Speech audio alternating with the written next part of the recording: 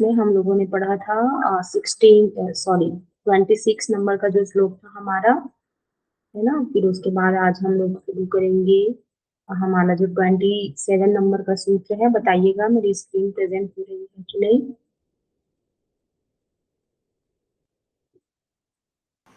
ठीक है, हाँ, ओके, ये है ना।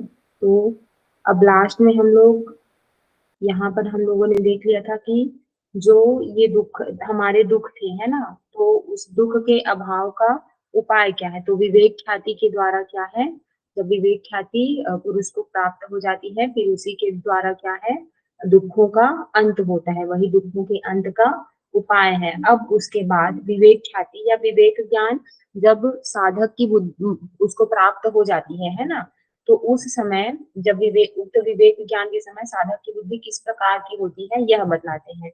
मतलब साधक जिसको विवेक ज्ञान प्राप्त हो गया, फिर उसके बाद उसकी बुद्धि उस समय उसकी बुद्धि किस तरह की रहती है, तो इसको बतलाते हुए हमारा जो 27 नंबर का सूत्र है उसको कहते हैं कि तस्य सप्तधा प्रांत भूमि प्रज्ञा। ठीक, तस्य सप्तधा प्रांत भूमि प्रज्ञा। तो तस्य अर्थात उस, किसके, मतलब इससे पहले हमने किसके बारे में पढ़ा है, विवेक ख्याति के बारे में, है ना, विवेक ज्ञान के बारे में। तो उस विवेक ज्ञान प्राप्त पुरुष की, ठीक है, सप्तधा अर्थात क्या, 7 प्रकार की, प्रांत भूमि ये अंत भूमि है ना, अंतिम स्थिति वाली क्या है, प्रज्ञा होती है। तो जो सॉरी विवेक ज्ञान प्राप्त जो पुरुष है, तो उसकी क्या है, 7 प्रकार की बुद्धि हो जाती है ना, अंतिम स्थिति वाली को, जो लास्ट स्टेज होता है बुद्धि का, विवेक ज्ञान। क्योंकि लास्ट स्टेज क्यों बोला गया है, क्योंकि उसके बाद क्या है, उसको मुक्ति मिल जाती है ना। तो वो 7 प्रकार की होती है। व्याख्या पढ़ते हैं। जब निर्मल और अचल विवेक ख्याति के द्वारा योगी के चित्त का आवरण और मल सर्वथा नष्ट हो जाता है, मतलब विवेक ख्याति जब उसको प्राप्त होती है, तो उस समय क्या है, जो चित्त का आवरण और मल इत्यादि है वो सब क्या है, नष्ट हो जाता है। तो उस समय उस चित्त में दूसरे सांसारिक ज्ञानों का उदय नहीं होता है। और जब क्या है, अब विवेक ज्ञान की प्राप्ति हो गई, तो उस समय क्या है, सांसारिक ज्ञान का और उदय नहीं होता। अतः 7 प्रकार की उत्कर्ष अवस्था वाली प्रज्ञा बुद्धि उत्पन्न होती है। उत्कर्ष का मतलब क्या होता है, आगे बढ़ते उसको कहा जाता है उत्कर्ष। तो अतः क्या है, ये 7 प्रकार की बुद्धि उत्पन्न होती है। उनमें पहले 4 प्रकार की कार्य विमुक्ति की द्योतक है, जो कार्य से हमको विमुक्त कराती है, ऐसी स्टार्टिंग की क्या है, वो 4 प्रकार की बुद्धि है। फिर इस कारण से उसको क्या है, कार्य विमुक्ति प्रज्ञा बोला जाता है। क्यों, क्योंकि वो कार्य विमुक्ति की मतलब क्या, द्योतक मतलब क्या है, उसको द्योतक मतलब क्या बोलना चाहिए, एग्जैक्टली मेरे को वर्ड याद नहीं आ रहा है, उसको पहचान या फिर वो दिलाने वाला, ऐसा बोल सकते हैं, है ना। तो कार्य से हमको विमुक्त करता है, तो इस कारण से उसको क्या बोलते हैं, कार्य विमुक्ति प्रज्ञा कहा जाता है। और अंत की 3 क्या है, वो चित्त विमुक्ति की द्योतक होती है। इस कारण क्या है, वो चित्त विमुक्ति प्रज्ञा है। मतलब पहला है 4 है वो हमको कार्य से मुक्त कराता है, और बाकी का जो 3 है हमको वो चित्त से विमुक्त कराता है, हमारे चित्त को विमुक्त कराता है। तो इस कारण उसको क्या बोलते हैं, चित्त विमुक्ति प्रज्ञा कहा जाता है। तो कार्य विमुक्ति प्रज्ञा या यानी कर्तव्य शून्य अवस्था के 4 भेद इस प्रकार है। मैम श्लोक नंबर कौन सा है ये, 19 है 27 27? हाँ।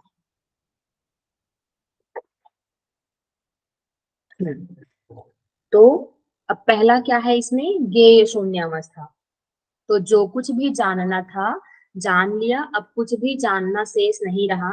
अर्थात जितना गुणमय दृश्य है वह सब क्या है, अनित्य और परिणामी है, यह पूर्णतया जान लिया, है ना।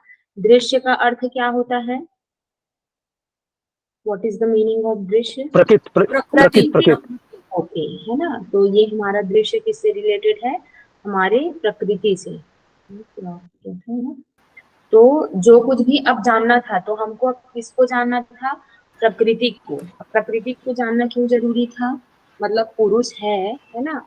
तो अब क्या है, गुणमय है, प्रकृति 3 गुणों से युक्त है, इस कारण उसको क्या है, गुणमय दृश्य बोला गया है। और वो कैसी है, अनित्य है, और क्या है, परिणामी है। अनित्य करके क्यों बोला गया है, मतलब वो नित्य नहीं है, है ना। नित्य कौन है, पुरुष है। और परिणामी करके क्यों बोला गया है? परिणाम स्वरूप उसके क्या है, महत, अहंकार इत्यादि जब उत्पन्न होते हैं तो इस कारण से उसको परिणामी कहा गया। तो यह क्या है, पूर्णतया जान लिया। तो इस कारण क्या है, अब जानने के लिए कुछ भी शेष नहीं रहा। ये ज्ञान का अर्थ क्या होता है, जानना। जो जानता है उसको क्या बोलते हैं, ज्ञानी। और जिसको जानना है उसको क्या बोलते हैं, ये। जैसे कि सपोज ये बॉटल है, अब इसके अंदर क्या है ये मुझे जानना है ना। तो मेरे लिए ज्ञेय क्या हुआ, ये बॉटल। तो लेकिन यहाँ पर क्या है, पुरुष के लिए ज्ञेय क्या रहता है, प्रकृति। तो वह जान जाता है कि प्रकृति क्या है, अनित्य और परिणामी है ना। तो इस कारण से इसको क्या बोला जाता है, ज्ञेय शून्य अवस्था। जानने के लिए कुछ विशेष नहीं रहा। फिर उसके बाद दूसरा आता है हेय शून्य अवस्था। एक मिनट, बाहर से वॉइस आ रही है क्या आप लोगों को, डिस्टरबेंस हो रहा? नहीं मैम, ओके लग रहा है मुझे तो। हाँ ठीक है। तो जिसका अभाव करना था उसका अभाव कर दिया, अर्थात दृष्टा और दृश्य के संयोग का, जो कि हेय का हेतु है ना। तो दृष्टा और दृश्य का संयोग ही क्या है, हमारे दुख का। हेय का क्या था, कारण, उसका हेतु था। अब उसी का क्या है, हमको अभाव करना था। किसका, दुखों का अभाव। अतः अब कुछ भी अभाव करने योग्य शेष नहीं रहा। तो इसी अवस्था को क्या बोला जाता है, हेय शून्य अवस्था। मतलब जिसका अभाव करना था। तो दृष्टा और दृश्य का संयोग क्या है, हमारे दुखों का कारण है। तो अब उसी का अभाव करेंगे तो कुछ भी अब अभाव करने के लिए क्या है, शेष नहीं रहेगा। तो उसी को क्या बोला जाता है, हेय शून्य अवस्था। फिर उसके बाद समझ में आ रहा है आप लोगों को, आ रहा है ना समझ में? एक मिनट में थोड़ा सा। डिस्कनेक्ट हुई। थोड़ा मैम, थोड़ा एक बार फिर से कहेंगे तो प्लीज। हाँ। हाँ देखिए, ये में क्या है, हमको जानना था है ना।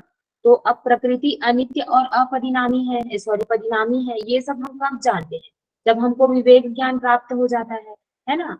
तो अब जानने के लिए कुछ भी शेष नहीं रहा, जान गए प्रकृति के बारे में, है ना। प्रकृति के बारे में जान गए मतलब अपने बारे में भी जान गए, है ना। पुरुष के अपने बारे में भी जान जाता है। तो अब जानने के लिए कुछ भी शेष नहीं रहा। तो इस कारण उसको ज्ञेय शून्य, ठीक है। अब हेय शून्य, हेय का अर्थ क्या है, मतलब उसमें दुखों का जो कारण है उसका क्या है, हमको अभाव करना रहता है। तो इसमें अब हम जान जाते हैं कि क्या है, दृष्टा और दृश्य के संयोग का क्या है, वही दुख का कारण है। अब उसके संयोग का ही अभाव करना है, मतलब दोनों का संयोग नहीं होगा। तो इस अवस्था को क्या बोला जाता है, हेय शून्य अवस्था, है ना। इसका क्या है, हमने अभाव कर दिया। तो इसको बोला जाता है हेय शून्य अवस्था। फिर उसके बाद जो तीसरा नंबर का है ना, प्राप्य प्राप्त अवस्था। तो जो कुछ भी हमको प्राप्त करना था, अर्थात समाधि द्वारा केवल अवस्था की प्राप्ति हो चुकी है। अतः सब कुछ भी, अब कुछ भी प्राप्त करना शेष नहीं है। केवल अवस्था की मतलब क्या है, कैवल्य अवस्था से यहाँ पर उसका तात्पर्य है ना। तो हमारा अल्टीमेटली गोल क्या है, हमारा समाधि ही प्राप्त करना है ना। तो उस अवस्था को हम प्राप्त कर चुके, अब कुछ भी प्राप्त करना शेष नहीं है। तो इस कारण इसको क्या बोलते हैं, प्राप्य प्राप्त अवस्था। फिर उसके बाद आता है हमारा फोर्थ नंबर का, चिकित्सा शून्य अवस्था। तो जो कुछ करना था कर लिया, अर्थात हान का उपाय, जो निर्मल और अचल विवेक ज्ञान है उसे सिद्ध कर लिया। अब और कुछ भी करना क्या है, शेष नहीं रहा, ठीक है। जो कुछ भी करना था मतलब हमको क्या है, इस हान का उपाय, हमारे दुखों का उपाय क्या है, तो विवेक ज्ञान ही क्या है, हमारे दुखों का उपाय है, वो प्राप्त हो जाता है। फिर उसके बाद हमारे दुख क्या है, समाप्त हो जाते हैं। तो इस कारण उसको सिद्ध कर लेते हैं। तो उसी को क्या बोला जाता है, और कुछ भी अब करना शेष नहीं रहता है। तो उस अवस्था को क्या बोला जाता है, चिकित्सा शून्य अवस्था। ये बाकी तो इजी है ना। हेय, सॉरी ज्ञेय, हेय और प्राप्य प्राप्त। याद करने के लायक कौन सा है, ये चिकित्सा शून्य, है ना। क्योंकि क्या है, ये थोड़ा सा टफ है वर्ड। आया आप लोगों को, ये क्या है, हमारे चारों के चार क्या है।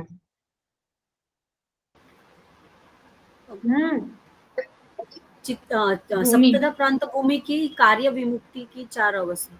हाँ, कार्य विमुक्ति प्रज्ञा, ठीक है। अब उसके बाद कार्य विमुक्ति के बाद क्या आता है, चित्त विमुक्ति। हाँ है ना।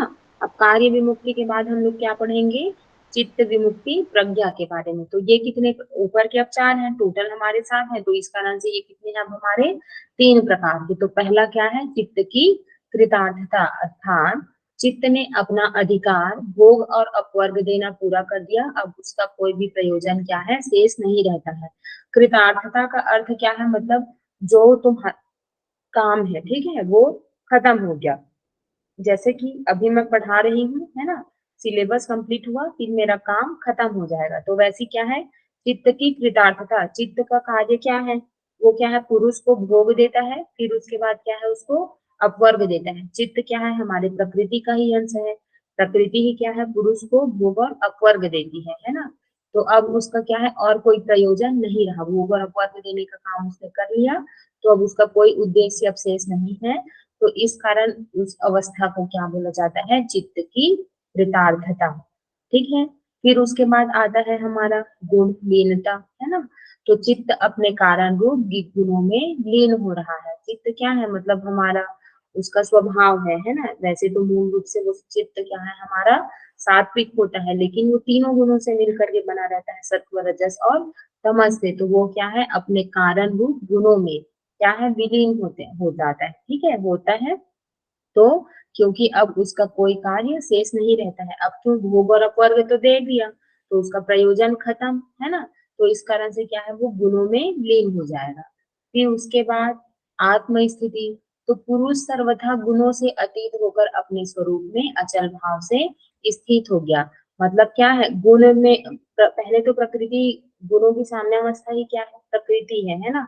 तो गुण जो अलग अलग तीनों में बैलेंस जब बिगड़ता है, तभी तो आगे क्या है, विकासवाद होता है ना, निर्माण होता है। तो वो क्या है, जब अब अपने कारण रूप प्रकृति में मिल गई, है ना, तो प्रकृति क्या है, अब उसकी साम्यावस्था आ गई, तो पुरुष भी क्या है, अपने स्वरूप में स्थित हो जाएगा, है ना।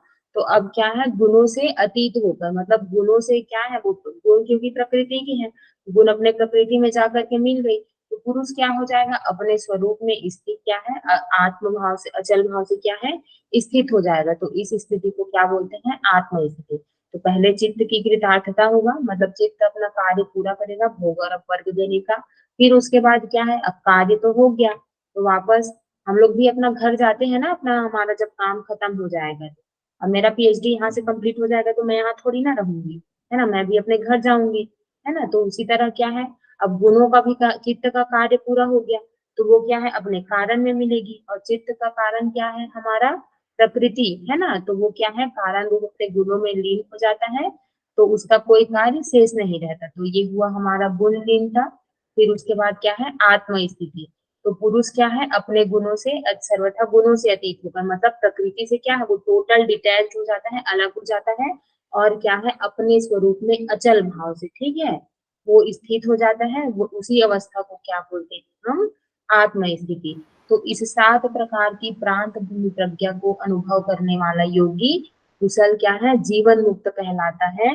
और चित्त जब अपने कारण में लीन हो जाता है, तब भी क्या है, कुशल विदेह मुक्त कहलाता है। मतलब इसको क्या है, पहले अनुभव करेगा, है ना। योगी जब विवेक ज्ञान की अवस्था प्राप्त होगी, तब उस समय की स्थिति को क्या बोला जाता है, जीवन मुक्त कहा जाता है। जीते मतलब जीवन के रहते ही क्या है, जिनको मुक्ति मिल जाती है उन्हीं को जीवन मुक्त कहते हैं। तो विवेक ज्ञान जब प्राप्त होता है, तो उस समय इन सब भूमियों को, 7 प्रकार की जो भूमि है, उसको अनुभव करता है, तब वो क्या कहलाता है, जीवन मुक्त। तो उसके बाद जब चित्त क्या है, अब अपने कारण में विलीन हो गया, है ना, क्या पढ़ रहे थे, हाँ हाँ, तब क्या है, अब अपने कारण में लीन हो गया, तो क्या है, अब प्रकृति और पुरुष पुरुष अलग, है ना, अब उसका कार्य पूर्ण हो गया, तब क्या है, देह छूट जाता है, और वो क्या कहलाता है, विदेह मुक्त योगी। ठीक है, आया समझ में। यस चलिए मैम। बताइए। हाँ, ठीक है, तो 7 प्रकार की प्रज्ञा आप लोगों को समझ में आई, यस और no. Yes ma'am. Yes ma'am. Okay, हाँ, तो बताइए कौन सा नंबर का सूत्र पढ़ रहे हैं 27। 27।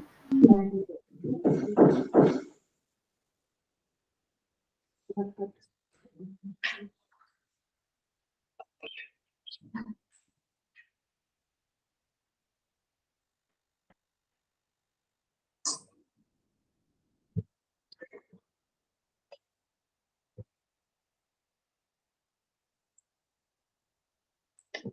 अब फिर उसके बाद ओके एक मिनट।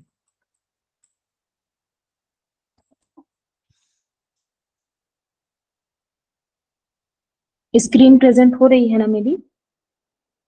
यस मैम, क्लियर हाँ, है। ठीक है। अब उसके बाद विवेक ज्ञान प्राप्त होने के बाद ऐसी कब स्थिति हमको प्राप्त होती है, लेकिन अब क्या बतला रहे हैं, अब उक्त निर्मल विवेक ज्ञान की प्राप्ति का उपाय बतलाते हैं। मतलब इससे पहले क्या है, एडवांटेजेस तो बता दिए कि विवेक ज्ञान से हमको ये सब प्राप्त होता है ना। तो अब उस विवेक ज्ञान को कैसे प्राप्त करना है, तो इसके लिए हमारा जो 28 नंबर का सूत्र है वो बतलाते हैं। योगांगानुष्ठानाद शुद्धि क्षय ज्ञान दीप्तिर विवेक ख्याते। ठीक है, एक बार और पढ़ती हूँ। योगांगानुष्ठानाद शुद्धि क्षय ज्ञान दीप्तिरा विवेक ख्याते। ठीक है, तो सबसे पहले क्या करेंगे, योगांगानुष्ठानाद। ठीक है, यहाँ पर से तो योग के अंगों का अनुष्ठान करने से, ठीक है, क्या होता है, अशुद्धि क्षय। यहाँ पर संधि विच्छेद करेंगे तो क्या होता है, अशुद्धियों का क्षय होता है। फिर उसके बाद अशुद्धियों का क्षय हो गया, उसके बाद क्या होगा, ज्ञान दीप्ति। ठीक है, ज्ञान का प्रकाश। ठीक है, कहाँ तक हो जाता है, विवेक ख्याते है, विवेक ख्याति पर्यंत हो जाता है। तो आगे बतलाए जाने वाले योग के 8 अंगों का अनुष्ठान करने से, है ना, जो हमारे अष्टांग योग हैं, योग के अंग महर्षि पतंजलि जी ने कितने बताए हैं, 8 बताए हैं, है ना, अष्टांग योग हमारे। तो इन 8 अंगों का अनुष्ठान करने से, उनको आचरण में लाने से चित्त के मल का अभाव होगा। ठीक है, कहाँ बताइए, ये अशुद्धियां क्षय हुई है ना, तो अशुद्धियां क्या है, मल हमारा है ना, तो चित्त के मल का अभाव होकर वह क्या है, सर्वथा निर्मल हो जाता है। और उस समय योगी के ज्ञान का प्रकाश विवेक ख्याति तक हो जाता है। मतलब वो जो ज्ञान का प्रकाश रहेगा वो कहाँ तक रहेगा, विवेक ख्याति पर्यंत। अर्थात उसे आत्मा का स्वरूप बुद्धि अहंकार और इंद्रियों से सर्वथा भिन्न प्रत्यक्ष दिखाई देता है। मतलब जो आत्मा का स्वरूप है ना, आत्मा शुद्ध चैतन्य इत्यादि क्या है, जो भगवत गीता में बताया गया है, सांख्य में बताया गया है, वो आत्मा का स्वरूप उसको कैसे दिखाई देता है, बुद्धि अहंकार और इंद्रियों से सर्वथा भिन्न, मतलब इनसे अलग। ये सब बुद्धि अहंकार इंद्रियां आदि किसके अंग हैं, किसके अंग हैं जी, प्रकृति के। हाँ, प्रकृति के मैम। किसके हैं, हाँ, वो सब क्या है, प्रकृति के अंग है। अब जब उसी से अलग हो जाएगा तब तो उसकी स्वरूप में स्थिति होगी, उसको अपने स्वरूप का ज्ञान हो जाएगा, है ना। तो ये बुद्धि अहंकार इत्यादि सब क्या है, अलग है, और मैं अलग हूँ। ये किससे, मतलब जब हम योग के अंगों का अनुष्ठान करते हैं, है ना, अष्टांग योग का जब पालन करते हैं तब विवेक ख्याति प्राप्त हो जाती है। और उस विवेक ख्याति प्राप्त होने पर क्या है, पुरुष को अपने स्वरूप का ज्ञान हो जाता है। आया समझ में, आया कि नहीं आया यस जी? Ma'am, yes ma'am, yes. ठीक है, तो अब उसके बाद ये हो गया हमारा, जो अब हम अष्टांग योग पढ़ेंगे उसका फर्स्ट एडवांटेज। ठीक है, कि अशुद्धियों का क्षय होता है और विवेक ख्याति की प्राप्ति होती है। ठीक है, योग के अंगों का अनुष्ठान करने से। अब यहाँ पर बता रहे हैं, यहाँ पर तो बोल दिए कि हमको योग के अंगों का अनुष्ठान करना है, तो अब वो अंग कौन कौन से हैं, है ना, तो इसके संबंध में हमारा जो 29 नंबर का सूत्र है वो बतलाते हुए कहते हैं कि यम नियम आसन प्राणायाम प्रत्याहार धारणा ध्यान समाधियो अष्टावंगानी। ठीक है, यम नियम आसन प्राणायाम प्रत्याहार, ठीक है, यहाँ तक प्रत्याहार, फिर धारणा ध्यान और समाधि, ये क्या है, हमारे 8 अंग हैं, किसके, योग के, है ना। फिर उसके बाद इन 8 के लक्षण और फलों का वर्णन अगले सूत्र में सूत्रकार ने स्वयं ही किया है। तो यहाँ पर इसके मतलब आगे इसके बारे में और क्या है, डिटेल से दिया गया है, तो इस कारण से और कुछ नहीं बोले हैं यहाँ पर। बस हमारा जो 29 नंबर का सूत्र है उसमें ये बता दिए गए हैं कि योग के हमारे 8 अंग हैं। तो सबसे पहले क्या है, हमारा पहला अंग योग का क्या है, क्या है जी, यम। आसन। यम। कौन यम, बोला आसन, यम यम यम यम यम। हाँ, कैसे कर रहे हैं आप लोग, है ना। तो पहला अंग क्या है हमारा, यम, है ना। तो यम से, यम की परिभाषा देते हुए कहते हैं, सॉरी ये परिभाषा नहीं है, है ना, तो अहिंसा, सत्य, अस्तेय, ब्रह्मचर्य, परिग्रह, यमः। ठीक है, तो अहिंसा, सत्य, अस्तेय, ब्रह्मचर्य और अपरिग्रह। ठीक है, तो अहिंसा अर्थात किसी की हिंसा न करना, ये सब अच्छा आगे दिया है ना। ये सब क्या है, 5 यम है। यम को क्या बोला जाता है? सामाजिक जिम्मेदारी, social social social man responsibility. हाँ सोशल वही, ठीक रिस्पॉन्सिबिलिटी है, बोला जाता है। हाँ सोशल रिस्पॉन्सिबिलिटी है ना। तो सबसे पहला क्या है हमारा, अहिंसा। तो मन, प्राणी और शरीर से किसी प्राणी को कभी भी किसी प्रकार किंचन मात्र भी दुख ना देना अहिंसा है। परदोष दर्शन का सर्वथा त्याग भी इसी के अंतर्गत आता है। मतलब अहिंसा का अर्थ जरूरी नहीं है कि मैंने किसी को एक झक मार दिया, किसी का मर्डर कर दिया, वही बस क्या बोलते हैं, हिंसा है ना। मन से भी, मतलब किसी को मैं उसको मारूंगी ऐसा आपको सोचना भी नहीं है, उसका बुरा हो जाए ऐसा भी आपको सोचना नहीं है, ना ही बोलना है ना। तो मन से, वचन से और कर्म से किसी भी प्रकार का किसी को हम दुख नहीं पहुंचाएंगे, उसी को क्या बोला जाता है, अहिंसा कहा जाता है। और परदोष दर्शन का सर्वथा त्याग, मतलब दूसरे में, सामने वाले किसी व्यक्ति में किसी भी प्रकार का दोष है ना, ऐसा देखना नहीं है हमको, है ना, उस दोष दर्शन का हमको त्याग करना है। इसको भी क्या बोला जाता है, अहिंसा बोला जाता है। अब ये पॉइंट हाईलाइट करने के लायक है ना। परदोष दर्शन का त्याग किसके अंतर्गत होता है, आया क्वेश्चन यूजीसी नेट में। सबको तो हम लोग पढ़ेंगे लेकिन मैं भी इसी को ना बना पाए, है ना। तो आप लोग इन सब चीजों को थोड़ा सा ध्यान दे करके, है ना। फिर उसके बाद सत्य, तो इंद्रिय और मन से प्रत्यक्ष देख कर, सुनकर या अनुमान करके जैसा अनुभव किया हो ठीक ठीक वैसा का वैसा ही भाव प्रकट करने के लिए प्रिय और हितकर तथा दूसरे को उद्वेग उत्पन्न न करने वाले जो वचन बोले जाते हैं उनका नाम सत्य है। ठीक है, मतलब जैसा हमने देखा, सुना या जैसा भी अनुभव किया है ना, उसको वैसा ही वैसा, मतलब उसका क्या है, मीनिंग उसका चेंज नहीं होना चाहिए, लेकिन क्या है, मीनिंग मतलब उसका अर्थ नहीं बदलना चाहिए, लेकिन साथ में एक चीज और क्या है, प्रिय और हितकर, सामने वाला सुने तो उसको बुरा नहीं लगना चाहिए, है ना। मतलब अगर कोई कुछ भी बता रहा है तो उसको मिर्च मसाला लगा करके नहीं बताना है, और सपोज अगर कुछ सच कड़वा भी है तो उसको इस तरह से बताना है कि सामने वाले को क्या है, बुरा ना लगे, है ना। मतलब जैसे अब आप लोगों के में ही क्या है, कमी है ना, मतलब हमारे में ही क्या है, जब कमी रहता है तो कुछ टीचर्स होते हैं वो बड़े प्यार से, मतलब कि आपको अपने अंदर ये चीज सुधार करना है, लेकिन वहीं पर एक टीचर होता है ना, वो मतलब इतना डांट डपट के बोलेगा कि मतलब बहुत बुरा लग जाता है ना। तो हालांकि मैं मान रही हूँ कि टीचर हमारे हित के लिए ही बोलते हैं, है ना, लेकिन हमको इस तरह से सामान्य जीवन में तो बिल्कुल भी ऐसा नहीं करना है। वो टीचर्स की रिस्पॉन्सिबिलिटी होती है, तो वो विद्यार्थियों का हित चाहते हैं तो वो बोल सकते हैं, मैं ऐसा मानती हूँ, लेकिन हमको ऐसा किसी अन्य के साथ नहीं करना है। उद्वेग उत्पन्न ना करने वाले ही, है ना। मतलब ऐसा नहीं है कि आपके बात को सुन के सामने वाला कोई इंसान है वो एकदम गुस्से से तमतमा गया, लाल हो गया, ऐसा भी नहीं, है ना। एकदम प्रिय और हितकर, उसको जो सुनकर अच्छा लगे, लेकिन अच्छा लगे करके झूठ भी नहीं बोलना है। ठीक है, तो इसी प्रकार कपट और छल रहित व्यवहार का नाम ही क्या है, सत्य व्यवहार समझना चाहिए। मतलब हमारे व्यवहार हम जो करते हैं, है ना, किसी सामने वाले के साथ, तो वो क्या है, कपट और क्या है, छल रहित, मतलब हमारे मन में मतलब कुछ बुरा नहीं होना चाहिए, और षड्यंत्र इत्यादि जो करते हैं उस तरह का नहीं करना चाहिए, है ना। तो इसको क्या बोला जाता है, सत्य व्यवहार किया जाता है। फिर आता है अस्तेय, है ना, तो दूसरे के स्वत्व का अपहरण करना, छल से या अन्य किसी उपाय से अन्याय पूर्वक अपना बना लेना स्तेय है ना। मतलब किसी दूसरे के स्वत्व, मतलब जो उनका है कुछ भी चीज, है ना, तो उसको अपहरण कर लेना, चोरी कर लेना, या छल से या अन्य किसी उपाय से क्या है, अन्याय पूर्वक अपना बना लेना, मतलब धोखे से किसी की वस्तु को हम अपना समझ वो कर बना लेते हैं, है ना।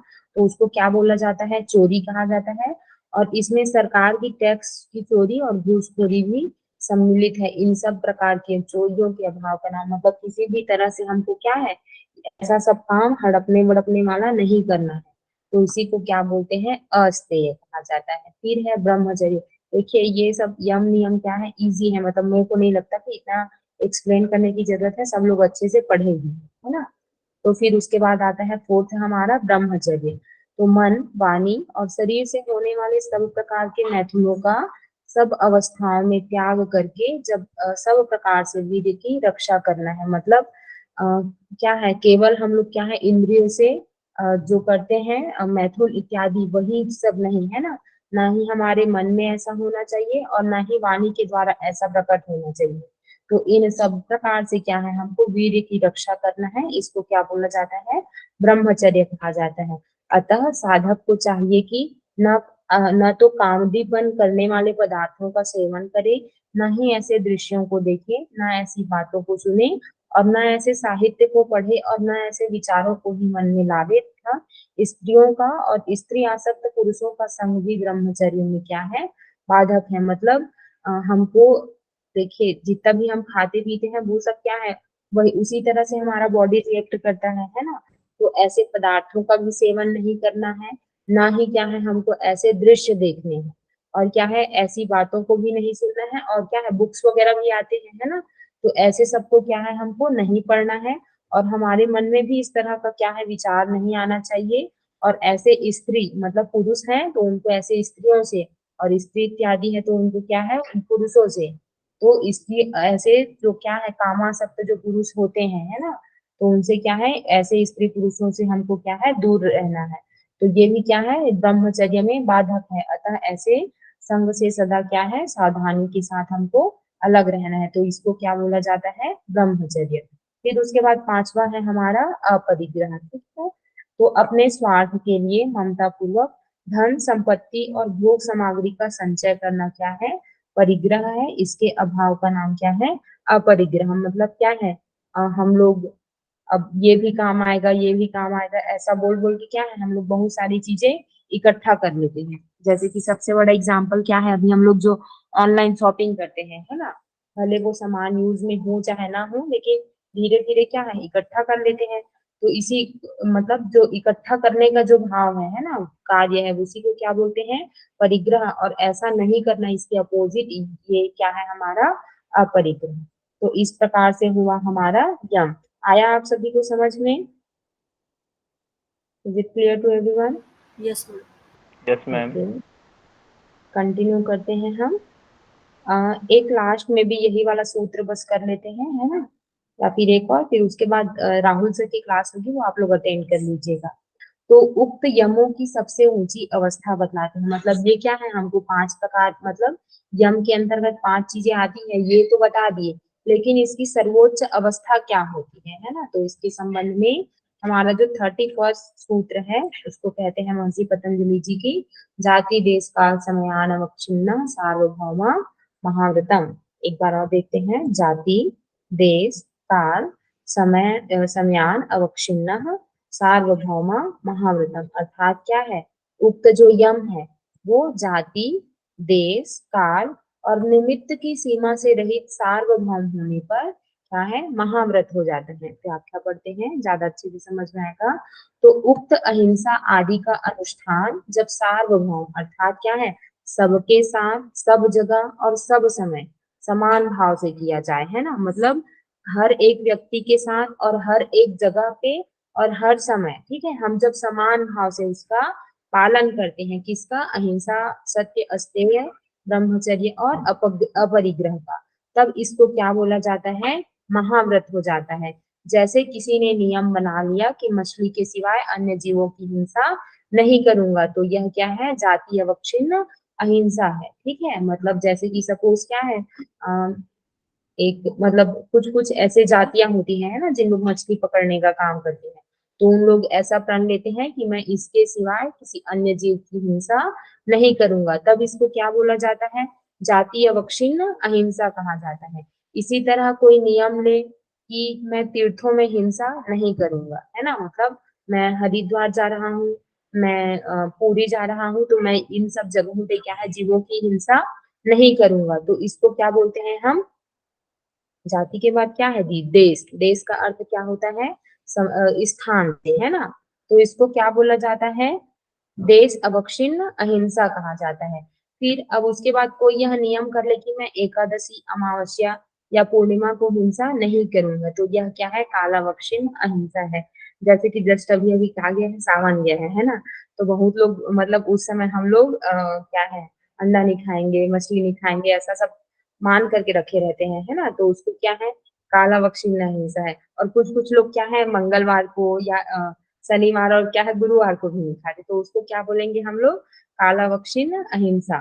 फिर उसके बाद कोई नियम करे कि मैं विवाह के अवसर के सिवा किसी निमित्त से हिंसा नहीं करूंगा, तो यह क्या है समयावक्षीण निमित्त से संबंधित क्या है अहिंसा है। मतलब जैसे कि कुछ कुछ जगहों पे ऐसा होता है ना कि विवाह के समय क्या है बलि वगैरह दिया जाता है ना। तो अब वो क्या है केवल हम लोग शादी होगा तो उस समय बस क्या है बलि देंगे, बाकी समय पे ऐसा काम हम नहीं करेंगे। तो इसको क्या बोला जाता है समयावक्षीण अहिंसा कहा जाता है।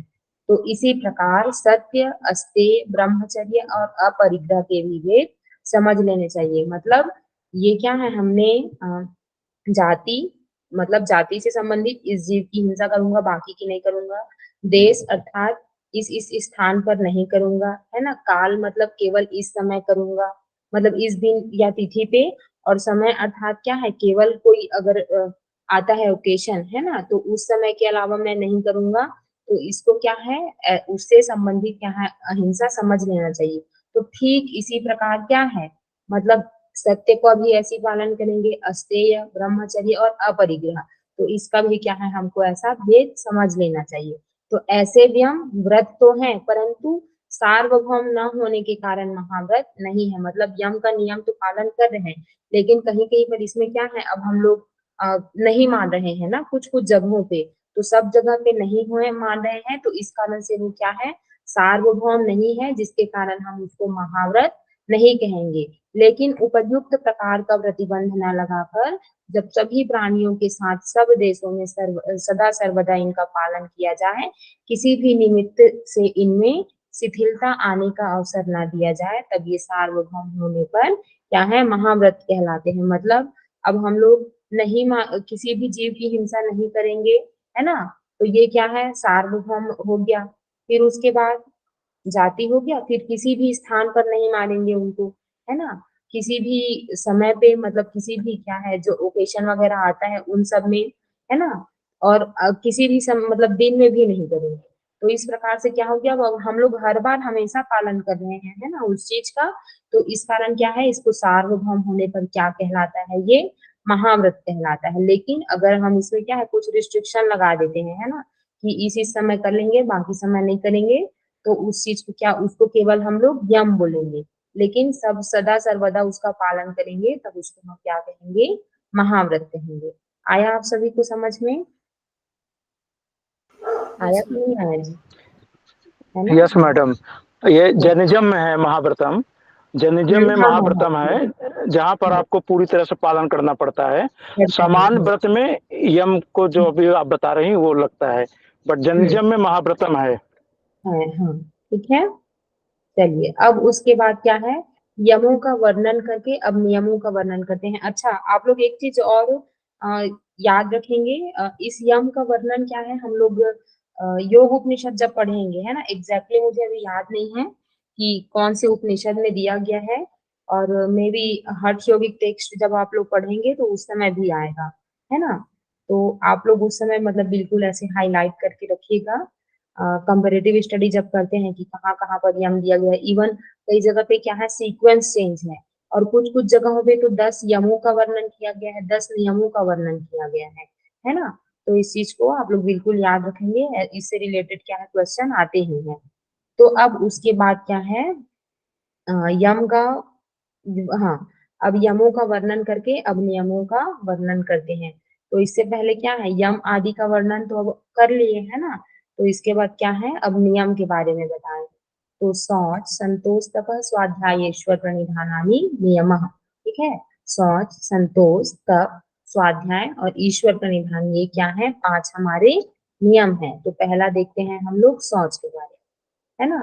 तो जल, मृत्तिका आदि के द्वारा शरीर, वस्त्र और मकान आदि के मल को दूर करना बाहर की शुद्धि है। इसके सिवा अपने वर्णाश्रम और योग्यता के अनुसार न्याय पूर्वक धन को और शरीर निर्वाह के लिए आवश्यक अन्न आदि पवित्र वस्तुओं को प्राप्त करके उनके द्वारा शास्त्रानुकूल शुद्ध भोजन आदि करना तथा सबके साथ यथा योग्य पवित्र बर्ताव करना, यह भी बाहरी शुद्धि के अंतर्गत आता है ना।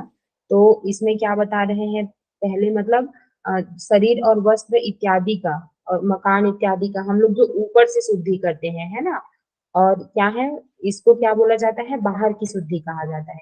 लेकिन इसके अलावा क्या है, वर्णाश्रम और योग्यता के अनुसार, मतलब देखिए हमारे हमारे क्या है, वर्णों में बांटा गया है ना, ब्राह्मण और फिर उसके बाद क्षत्रिय, वैश्य और शूद्र, है ना। तो ब्राह्मण लोगों के लिए क्या है, ज्यादा नियम है, लेकिन उसके बाद क्षत्रियों के लिए उनसे कम, फिर वैश्य के लिए उनसे कम और शूद्र के लिए सबसे कम, है ना। तो वर्णाश्रम के अनुसार और अपनी योग्यता के अनुसार न्याय पूर्वक धन को और शरीर निर्वाह के लिए आवश्यक अन्न आदि पवित्र वस्तुओं को प्राप्त करके उनके द्वारा शास्त्रानुकूल शुद्ध भोजन इत्यादि करना तथा सबके साथ क्या है, यथा योग्य पवित्र व्यवहार करना।